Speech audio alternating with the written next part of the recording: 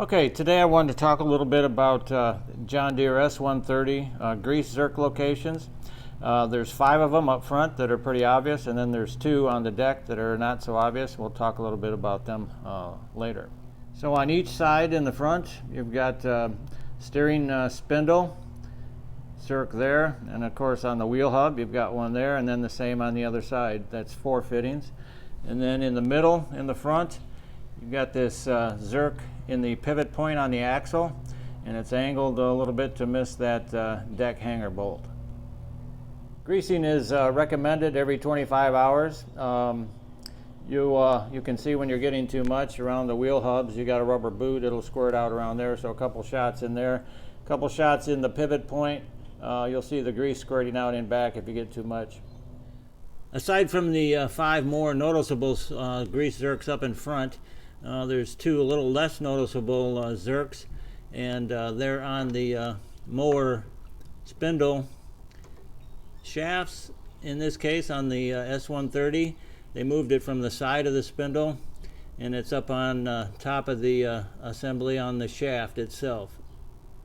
The spindle on the right side of the S130, you'll notice, has no plastic guard over the spindle. It's a little bit further under the mower, so I guess they don't think it needs it.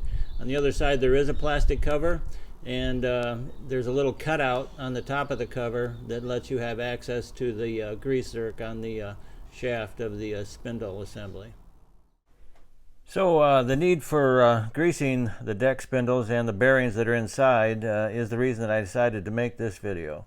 Wanting to keep the S130 that we bought last year properly maintained, I came across a few different schools of thought on what is the best way to keep the spindle bearings greased up and keeping them from failing prematurely. This is a picture of a typical deck spindle that has a grease zerk on the side of the spindle body. Some spindles are made with no zerks built into the spindle body at all, and that is one factor that supports the idea that no grease is needed in the spindle cylinder, being that the bearings, one at the top and one at the bottom of the spindle body on the blade shaft, are sealed with factory grease, and adding grease to the spindle body has no effect on the bearings. Some say that if you have the zerks, you should add the grease to the spindle body to keep the operating temperature down due to friction.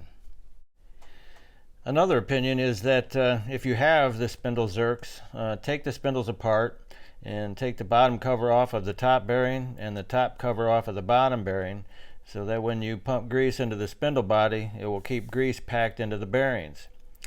Personally, I wonder about this idea, thinking that between the times that grease is added, gravity and friction heating of the grease in the top bearing could cause grease to flow out of that top bearing, to say nothing of the work involved and voiding any warranty that might be in effect.